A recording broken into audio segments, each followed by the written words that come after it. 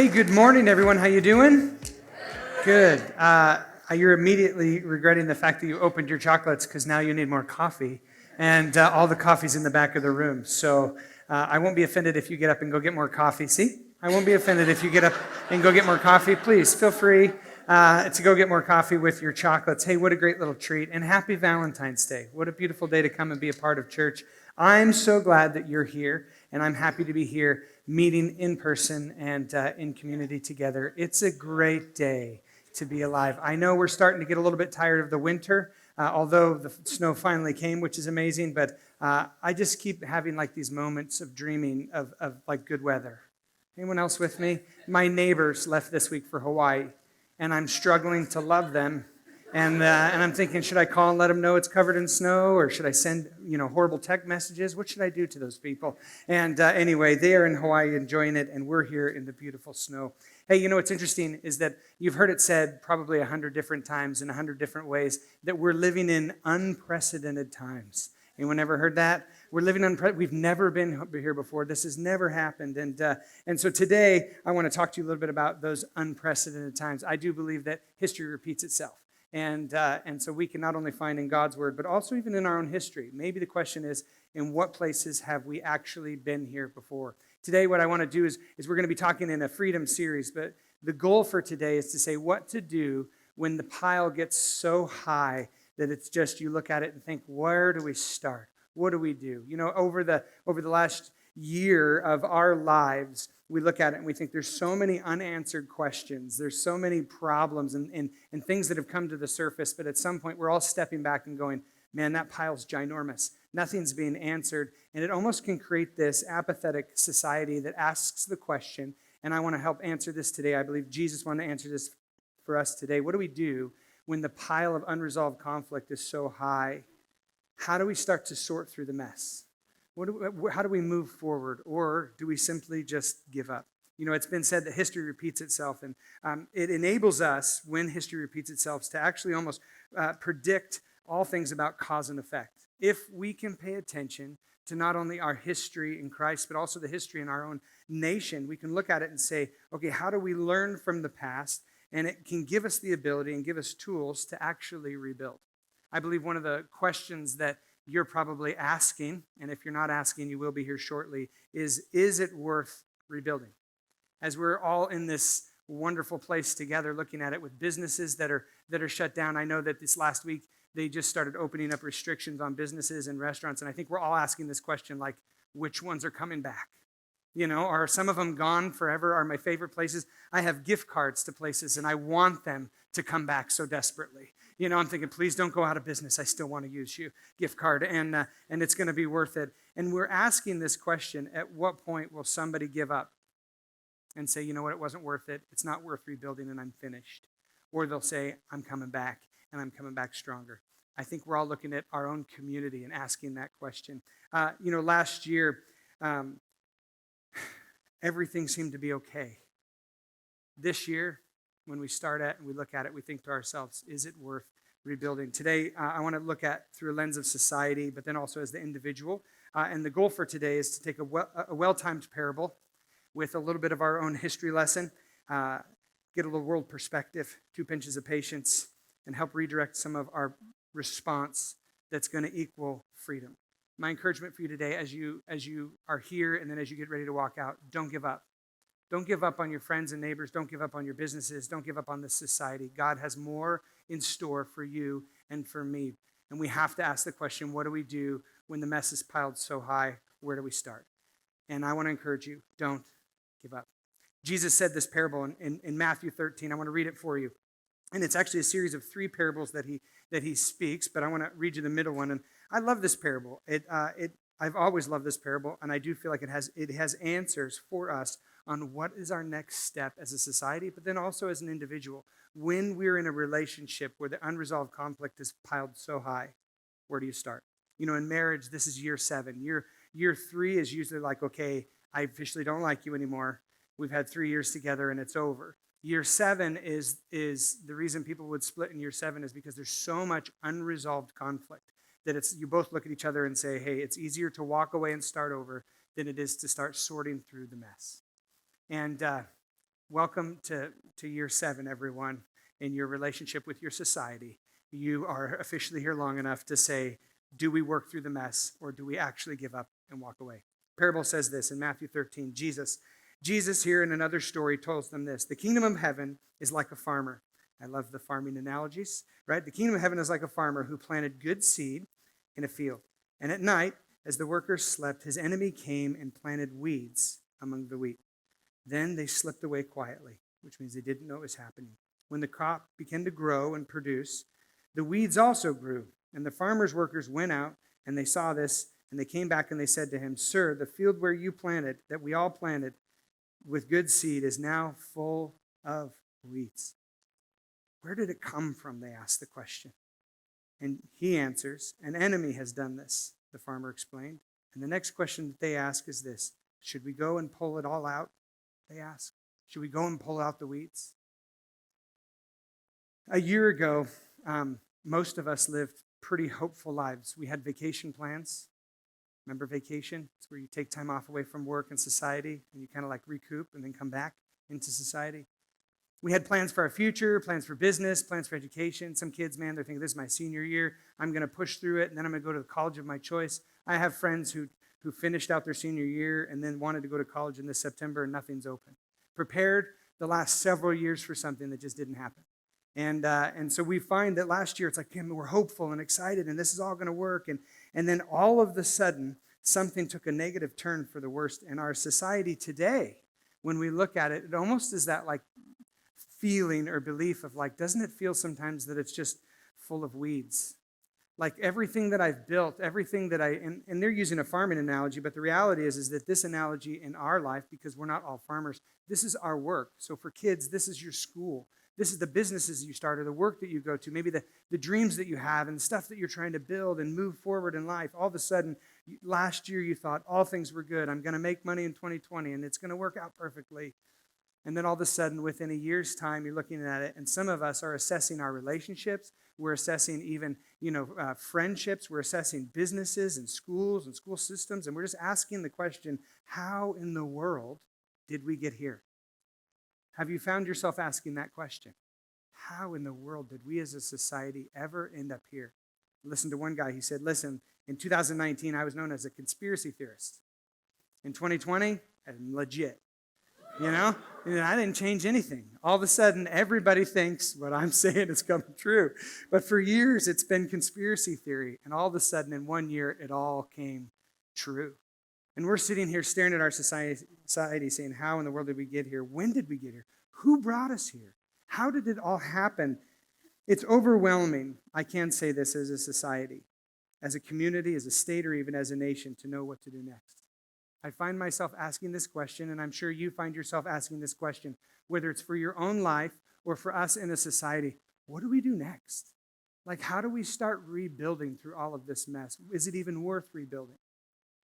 History, as we say, repeats itself. This week I reread a story that I want to share with you out of our own history. The good news is it's our history, and it's not necessarily mine. It's ours as a nation.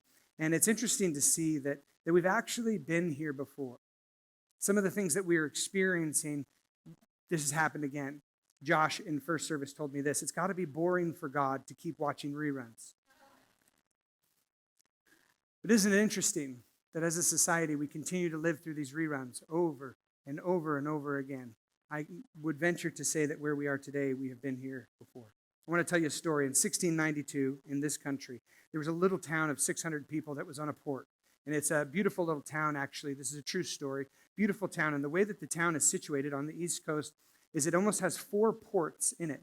And it's like little fingers that go out. And then in the very center is where the downtown is. It was like a perfect, God-built town for a seaport. You could come in multiple directions, and you could have people come out in different directions. In this town, 600 people, really started making its money by commerce coming and going, and people coming in and dropping stuff off and trade.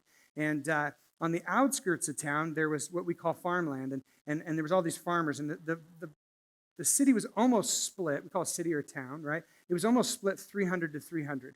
300 people made their living in the city by seaports and by having relationship outside and having commerce. And then the other 300 of the people surrounded them, and they were the farmers. The issue is that those farmers almost acted as a barrier of protection.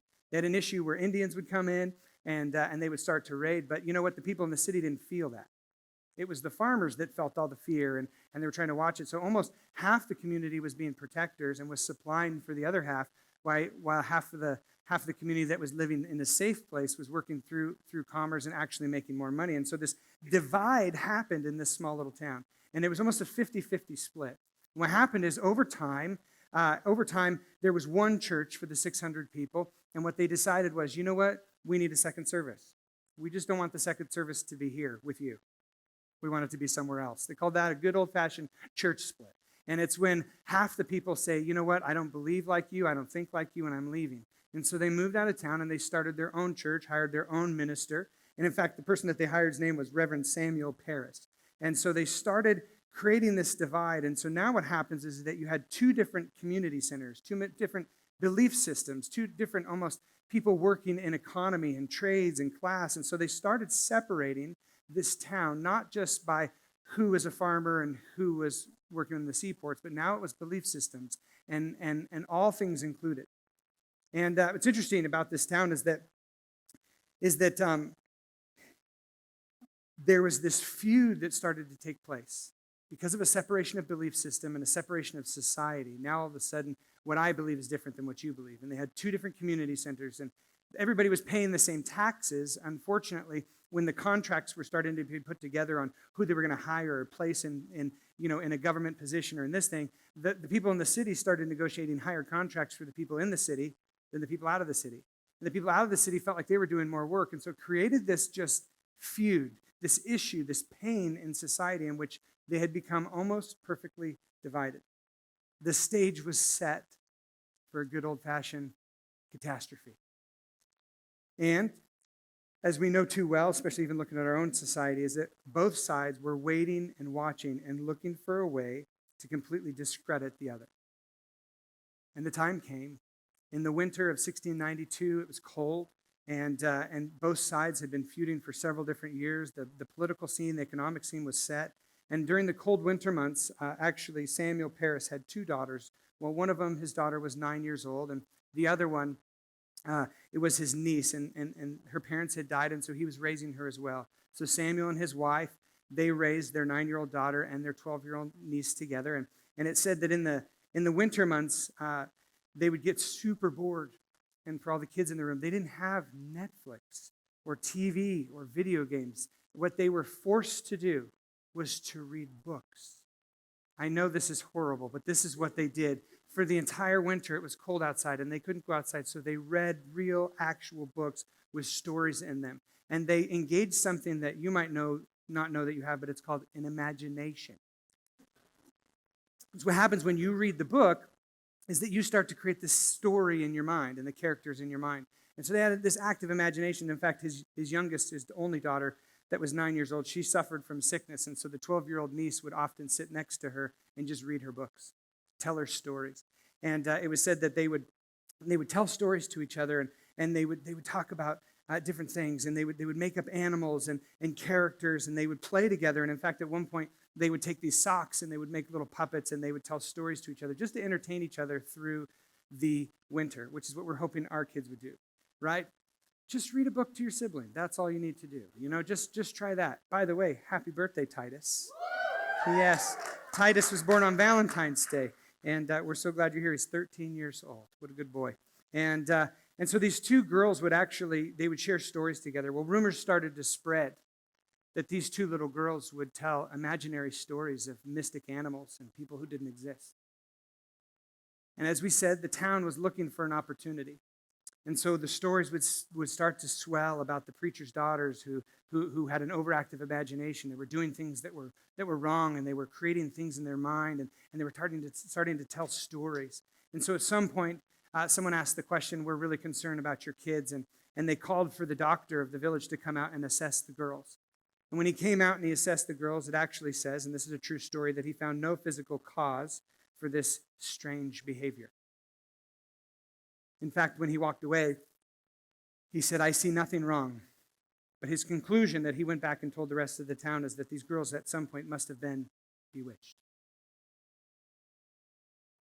And so rumors continue to spread about how these little girls, 9-year-old girl who's sick and a 12-year-old niece, were doing things that were wrong, and they were bad, they were sinful. In fact, they were demonic. And every person who came into contact with these two girls, they were at risk of being bewitched themselves. And in the winter of 1962, people started telling stories and rumors, and this is a true story of our history. And they started to say, well, you know what, this person, they bewitched me. That's what happened, is that they bewitched me. And so person started turning on person. In fact, what they said is that the words that they use is that this person over here, it's when they had an offense with someone, had an issue with someone and their neighbor, they started saying, my neighbor has afflicted me. Well, what's wrong with your neighbor? Oh, they afflicted me. They exposed me. We would never see this in our society, would we? We wouldn't cover ourselves or walk around so that we don't expose each other and they don't expose us. They afflicted me. And so through the winter months of 1692, this little town started turning on itself. And of course, yes, there were some real issues. In the next town over, there was a smallpox outbreak. People were being really affected. In fact, half of the community as well was living in fear based off of the Indians coming. And what's going to happen? Are they going to raid us? And so you took this real threat and a perceived threat, an overactive imagination and a perceived fear, and all of a sudden this society started turning on itself. And everybody was accusing everybody else. If something went wrong, if there was an issue or something happened that was superstitious, that it had to be your neighbor, and your neighbor had affected you. They had exposed me, and I don't feel right. And so between the time of February and June, by the time they started their first trials, at this point, you had 200 of the 600 people were placed in jail for exposing and afflicting other people. This is what we know in our society as the Salem witch trials. And it all began on June 2nd, 1692. The first trial was held, and they brought those two little girls forward, and they tried them to see if they were bewitched, or if they were bewitching other people, if they were affecting other people. And in fact, after their trial, it was stated that they couldn't find anything wrong with the little girls, just like the doctor. But shortly after that, somebody decided to go ahead and look through their home, and guess what they found in their house? Puppets. And puppets were not allowed. And puppets exposed this theory, and the crowd raised up and said, it shouldn't be true, it shouldn't be true. And those two little girls were hung for afflicting the community. In fact, that was the very first trial that happened. And then from there, 19 people were hung in the next 3 months for afflicting other people. 13 more people died in prison while they were all locked together in a small community. There was one guy, his name was George Burrow. In fact, he was accused of afflicting somebody, and he just decided, I'm not going to talk. I'm not going to put up with this. I'm not going to say something. And so he sat on the stand, and he wouldn't answer the questions. And so the judge said, for every question that we ask that you don't answer, I'm ordering the sheriff to put a rock around you and on you. And after 2 days of saying nothing, he was crushed to death by the stones. By October, all the damage was done in that society. They realized what they had done. They had realized that all this afflicting and all of this fighting and all of the community going against itself and bickering and, hey, you hurt me and you didn't do this, the perceived threat mixed with the real threat and all of the issues in society, they realized that they had made a grave mistake. And in October, they decided to release the rest of the people from prison. Unfortunately, what they did is they decided to try and backcharge them for all the food that they had given them during that time. They couldn't pay it. And so with heavy fines, the government started taking land and houses. And they were released in October with winter setting in and no time to actually plant for the next harvest season coming. And so the long-term economic effect on this little village for years to come was what's known as one of the nation's most tarnished moments in history. Hundreds of people continued to die after that because they didn't have enough food. People walked into slavery, and a small group of people continued to lick up the land. And what happened in that little town was one of our nation's most tarnished moments in history. Need I say, until 2020. If we ever step back and look at it, is there not have we not seen this moment in history where all of a sudden perceived threat mixes with real threat and neighbor turns on neighbor? This is something that happens over and over and over again in our society. And it's something that should burden our heart. It should make us step back and say, how in the world did we get here? You know, when we were in May and even in June of last year, we're thinking, what in the world is happening? But today, I think we're all asking the question, how did we get here? How did we get here? That all of a sudden, each one of our neighbors is perceived as a threat. I want to remind you of something. You were not bewitched. You were not exposing people. You were not afflicting people. You were not the problem. And don't let anyone paint you as the problem, so much so that you turn on your neighbors. Your neighbors are good people, and they're people that you don't need to turn on, and that you pray they don't turn on you. How did we get to a moment in society where we all turned on each other? Did we think it was possible? And then we say, oh, this is just, this is unprecedented times. No, we've seen this over and over again, where a society turns on itself and starts eating itself. At some point, I step back and say, doesn't it feel like our life is just full of weeds? I look through my neighborhood, you go to different places and you ask the question like, well, where are the bad ones? Who do I have to be careful around? What do I got to do to watch myself and watch my kids? I mean, what if my kids overstep the bounds? What are they going to do to me? And there's just fear in this threat in which we live by on a regular basis. Man, I never thought we would be here, but guess what? We're here. We've done it before, and we'll probably do it again as a society. There comes a moment where when so much pressure is placed on a society and the society turns on itself, we ask this question. At the end, going into the spring of the following year, that the little town of Salem, Massachusetts is asking the question, what do we do? Is it worth rebuilding? Should I move? Should I leave? Is it time to move to Idaho? Or Montana? I hear Florida's really nice, and they're a good state for us, so we'll take Florida. With Texas, Texas has a lot of land. You ask the question, is it even worth rebuilding? I've talked to business owners, hey man, Oregon, sorry, it's over for you.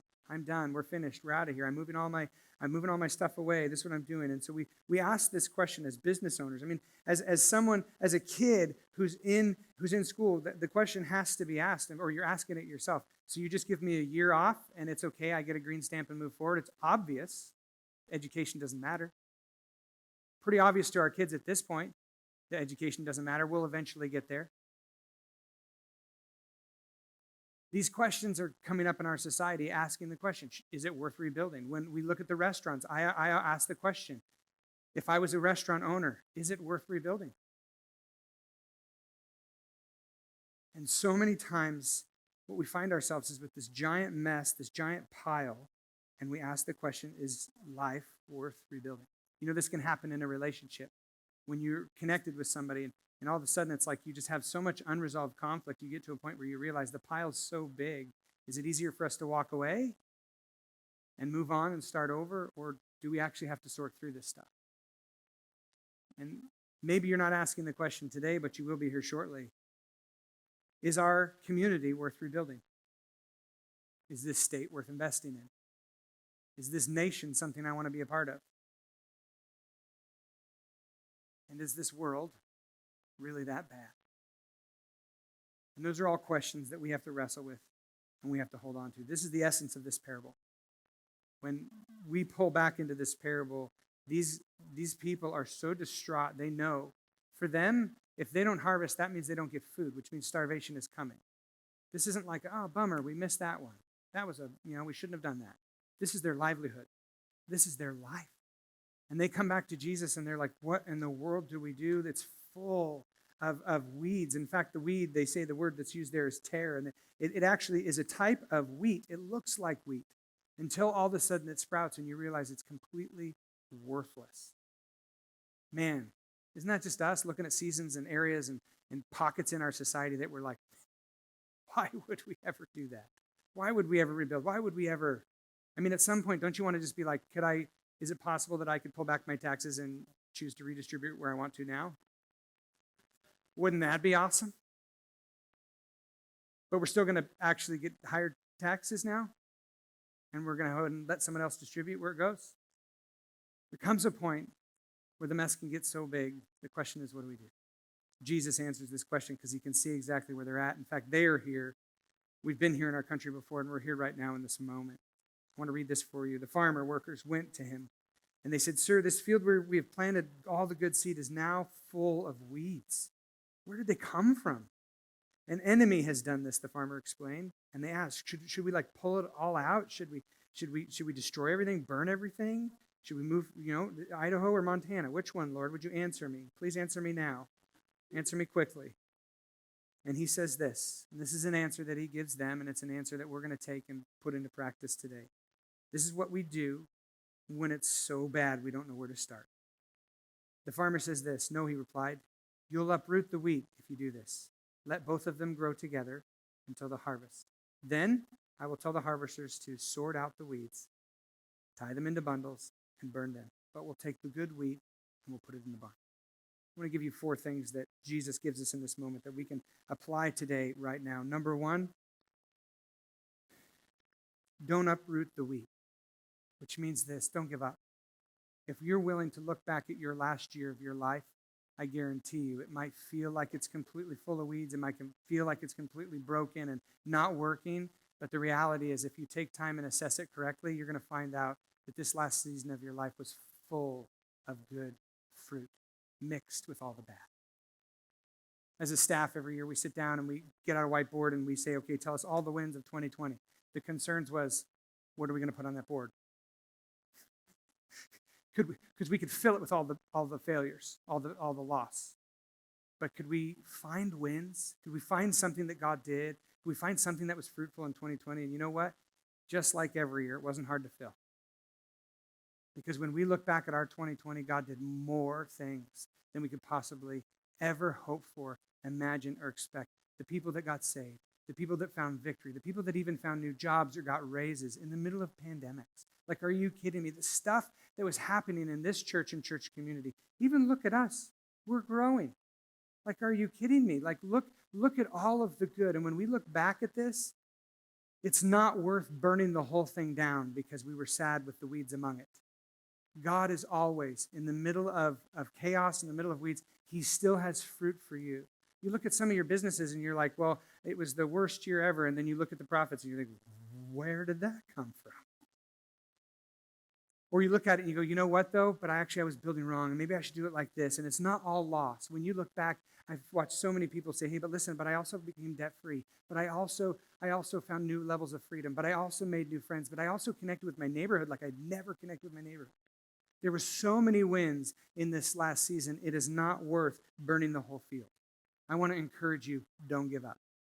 Don't give up, please. Continue to press on, continue to move forward, and continue to remind yourself is that the weeds are mixed in with all the fruit. And yeah, it's not the ideal situation on harvest, but you know what? There's still good harvest to be there. I know plenty of people who got breakthrough this year in areas that they've been trying and praying and pushing for years. God is doing amazing things, and there are good things happening in your life if you're willing to step back and to look at it. The second thing is this: start to blame the right person. How many times have we offered up a name for you to go and to hang, or to go and to convict, or to go and to yell at? Hey, be mad at this person. Be mad at this person. The reality is, in this story, the farmer's very clear, and he said, hey, listen, you know who did this? The enemy. You can't turn around and go, which neighbor was it? But isn't it so true that what we want to do is turn around and be like, just find a name. Give me a name. Like, anyone in any form of government or leadership, there's a name. Pick one. Pick one. The reality is, when I look back at 2020, it's not my governor's fault. It's my enemy's fault. And it's not my neighbor's fault. It's my enemy's fault. And instead of us turning on each other and going at each other, we need to stop and recognize who the right person to blame is. You might not believe in good or bad. You might not believe in the devil or God, but I can just tell you this. From my belief, from what I can see, he even calls it out and says that we have an enemy. His name is death. And guess what his job is? Kill, steal, and destroy. He's been a little active in our community because I can see the effects of what he's done. Our enemy is the one that we need to blame, not your neighbor. It's not the person sitting next to you. It's not the person at the grocery store. It's not the person who calls and complains. It's our enemy. And we need to learn to blame the right person, or we will turn on each other and devour from within, whether it's a church, a community, a state, or a nation. And God is saying that there's plenty of good fruit among you. Don't turn on each other. Find the right person to blame. In our tainted history of the Salem witch trials, there was only one person to blame for all of that, and that's the enemy. Because the enemy took advantage of a very well-placed situation. The third thing that we see out of this parable is this: let them both grow together, he says. This idea that we live in a society in which we disagree with somebody else, that there is good and there is evil in our society. There are people in our society that have evil intent. They have selfish intent. And you know what? They live among you. I get that. God says, let them grow together. And he also says to the saints, this is going to require some things called patient endurance. Revelation 14:12. I love this. This is in the book of Revelation where it's like the world is going the wrong way. Stuff is not working out. People are dying in droves and all things are going south. And he actually says this to the church. He says that this will require patient endurance from the saints. There's one thing that we need to grow in this year: patient endurance. We need to actually be able to say, okay, listen, like I know that they're both growing together, and there's something in my heart that wants to go and just burn the whole field down, burn the whole thing down and start over. But the reality is, in order to get to our next step, we have to have patient endurance. You know what you need with your neighbors? Patient endurance. You know what you need with your leaders? Patient endurance. This is something that is going to be required of you in this next season. Romans 12:12 says this: rejoice in our confident hope. Be patient in trouble and keep on praying. Which means we have hope that there will be a better day. We have hope that God is still planning good things, that there are still good things to come. But guess what? You're going to have to be patient in trouble. Didn't we all hope that like 2020 would click and we could stop being patient? There's something about patience that you're like, at some point you want to just like let go and be like, okay, the patience is over. Now I can freak out, right? And then 2021 happens, and then you continue on and you're thinking to yourself, man, why does it keep requiring patience? Isn't that one thing that we just wish we could just let go of for just a moment? But this is going to require patient endurance. And then he says this: keep on praying. The fourth thing that he gives us as a tool, and I want to walk through in a practical way how to actually do this one, is he says this: once it's exposed, you're going to have to learn to sort it out.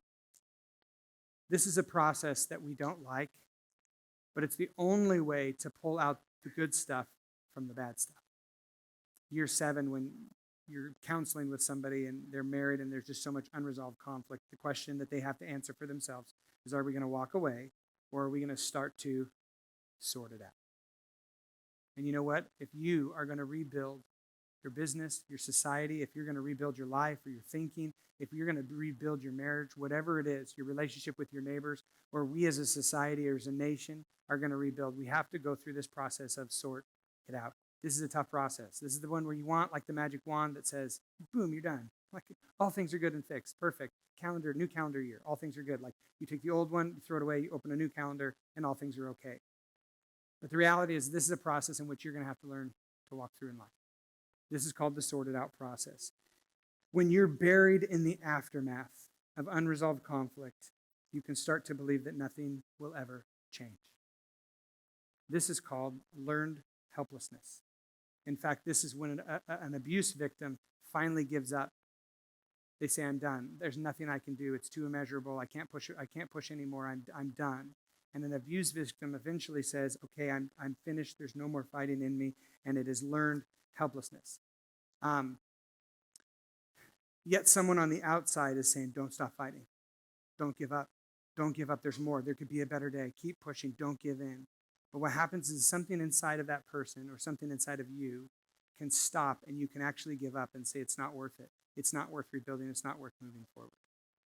When you are looking at the sorted out process, it can be a bear. It can be like eating an elephant. I get it. But let me show you where to start and get you on your journey today. This will help you, whether it's in a relationship, whether it's in rebuilding a business, or whether it's in walking any area of your life back into freedom. This is the process of sorted out, and it looks like this. You ask yourself 2 questions. You can write it down today, put it in your phone, but I'm going to encourage you this week to actually go and do this by yourself. What can I control, and what can I not control? This is the 2 questions you have to ask yourself, and you have to write a list. You actually need to take time and write out what is it that I cannot control. I'm going to give you my list. I do this periodically, and it helps me, the sorted out process when you feel like you have nowhere to go. I rewrote a new list just for you, and so this is mine. You can have any of them on here that you want, okay? Some of them you might be like, thank you. I'm taking that one as well. But I want to encourage you this week to actually go and to work this out. What is it that you cannot control? Do you know what it is that I can't control? I cannot control our nation's outcome. I can't control our government. I can't control the news. And I can't control government mandates and restrictions. I can't do that. I wish I could, but I can't. I can't even control public perception. I can't control people's judgments or judgments of me. I can't control COVID. I wish I could. Government wishes they could. But I can't control it. I can't control presumptive cases. I wish I could. None of us can control presumptive cases. I'm sorry. I can't control toxic people, and I can't control fearful people. I can't even control science, to be honest. Our great guide. I can't control the market and the economy. I can't control the value of the dollar. I can't control any of that stuff. I can't control what's going to happen in public schools, and I cannot control what other businesses' response is to the pandemic. As much as I want to get in and say, you fight for yourself, get up, stand up again, go another round. I can't control that for people. Only they can control it for themselves. In fact, I can't control, I wrote this one earlier in the year, I can't control society breakdowns in thinking. The moment that we as a society vote to decriminalize drug use so that they don't feel any shame. Yet we criminalize church gatherings. Lots of shame. I can't control the way our society sees that. I can't control the narrative. I can't control how much carbon is in the world or how much trash is in the ocean. I can control my response, but I can't control those things. I can't control what people say, what they think, and how they act in front of me and my kids. When you're walking through a counseling situation with somebody who's facing illness or disability, you have to walk through this control. And you have to admit the reality is we can't control illness. And when you've suffered a great travesty and you are now handicapped, you can't control your handicap. These are real life things. I can't control my neighbors. And we have to define for ourselves, and you need to write a list for yourself this week. What is it in your life that you cannot control? And what I would encourage you to do with that list, as soon as it's defined, is to turn around and say, okay, so I guess these are all the things that I need to patiently endure, pray, and trust the Lord. And I've just defined for you a whole list of things that are on my prayer list that I need to trust the Lord with. They matter to me. I care about them. But I cannot waste my life and emotional energy on things I can't control. I need to learn to go to God and say, okay, sort out number 1. These are the things I can't touch. And these are the things I need you to touch. And he's really good at those things because he can when you can't. The second thing you need to ask yourself this question is, what can I control? This is super important for each and every one of us if we're going to decide to rebuild anything in our community and society. What is it that you actually can control? You know what I can control? My attitude. Contrary to all teenagers' popular belief, you can control your attitude. It is possible. And we will teach you how it's possible. I can control gratefulness. I can. Those are things I control. I can control my response and how I say and what I say. I can control my anger. I can control opening those doors, having a good old-fashioned church service, and conducting business. I can. And you can control your own business. And you can control your life. These are things that you have to stop and say, what can I control and what can I not control? I have to walk through this. I can control if I'm optimistic or pessimistic about the future. I'm hoping you do too. I can control if I keep a growth mindset, which means I continually study, grow, and learn. I can control that. I can continue to be hungry. I can continue to learn and say, okay, I want to be challenged. I want to go more. I want to do more. I can control my diet. Sometimes it's very hard, but I can. I can control my exercise. I know people are like, well, the gyms are closed and they've been closed. You're like, how do I do it? Well, I don't know. Everybody else for thousands of years have been figuring out how to do it, you know? Like, there's still a good road out there you can run on, you know, like, or you could eat less. There's things you could do. You can control your own environment. This is something that we learned on really early on when all the pandemic started happening and everything started crazy and the world started going really nuts, really crazy. And I just remember going, but you know what? I can control my house and the environment there within. You know what? If I want to get on and turn on worship music, I can. I can control the environment. I control my car. I can control the environment within my car. Even when I'm sitting here and everything's good and I look next door and someone else is yelling at me for who knows what. You know, I can't pull down your mask. I can't hear you. Sorry, you know, like, sorry, I'm struggling. I can control the environment in my car. I can control my workspace. Thank you, Jesus, for AirPod Pros that now have the ability to, like, noise cancel. Come on, right? Because the regular AirPods, they were okay. But then when you have 5 kids and you realize you just hold it a little bit longer and then everything's gone. It's so amazing. I can control my person. I can wake up on time. I can take a shower. I can put on clothes instead of wearing pajamas all day. I can control my person. You know that? I can control my phone. I can control what apps I put on it. I can control my own TV usage. And I control my news intake. Isn't it interesting talking to somebody and they're just like, man, you know, the world's just horrible. And they're just like, they just like open up their phone or TV and they just continue to eat trash all day long, all day long, all day long. Like, man, my stomach hurts. And you're like, that's a bummer, you know? Like, you can control what you eat. You can control your intake. And the worse it gets, the more I just keep like canceling things, you know? Like, okay, get out, get out, get out, get out. It doesn't mean I'm going to go into a hole and hide, but I can control eating toxic things from toxic people. I can control what I read. And if I want hope, there's a really good book that'll give it to you every time. I can control my intake. I can control my hope factor. I can control all of the things that are going into my life. I can control who I surround myself with. I can control when I choose to look towards the Lord, when I choose to pray. I can control hope, and the list goes on and on and on. If you're going to start to sort through the mess of our society and in your life, it's time to determine what you can control and what you can't control. Those things that you can't control, it's time to just hand them back up and say, hey, you're bigger than I am, better than I am. I need help with these ones. But I'm not going to waste my emotional energy trying to fix things that I cannot control. I'm going to take all my time and energy and I'm going to invest it in something that I can control. I'm going to eat good things. I'm going to find hope. I'm going to rebuild because at the end of the day, there is still a lot of good mixed into your life if you're willing to not burn down the whole field. And that's the encouragement in the parable of the weeds. Jesus goes on to wrap up this 3 different parables with the parable of the wheat explained, and he says this. He said, Jesus is the farmer in this parable. The world is the field, and God's people are good seed that have been sown among the world. The devil is the enemy, and he sows bad seed through people all over. In fact, he pulls out with this world perspective, is that not only is it our society or our life or our relationships, is that there is this thing that we're all in called life. And guess what? There's good seed and there's bad seed. And you know what I'm thankful for? I'm thankful for the Lord's patient endurance to let you and I continue to grow and thrive in a community mixed with bad things. I'm just so thankful that the Lord hasn't said, failed experiment, burn the field.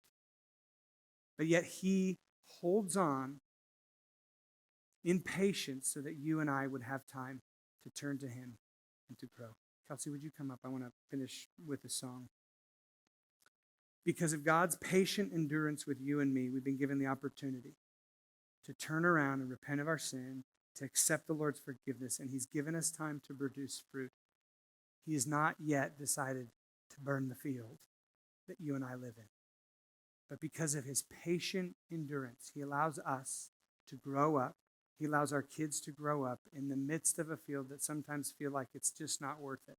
When we step back and look at the world, at what point do I say, God, do you just say, okay, 2020, you guys are officially done? Like you have just messed it up just enough where now it's finished. Guess what? He's still patient. If there's one thing we learned going into 2021 is that the patience of God is not yet met its end. And he is patient with you, and he is patient with your neighbors, and he is patient with our society, and he does not look at our society and say, burn it. He looks at our society and says, let's start sorting out the good from the bad. There's still good in what I'm doing. There's still good in you. There's still good in your community. And he's investing in you. If you have struggling to find hope in this next season, I just want to tell you is that he gives us all the hope we need, and he is not done with you. No matter how much you've messed it up, no matter how much we've messed it up, I want to encourage you to not give up. Please don't give up. But we as a community need to actually band together and say it's time to rebuild.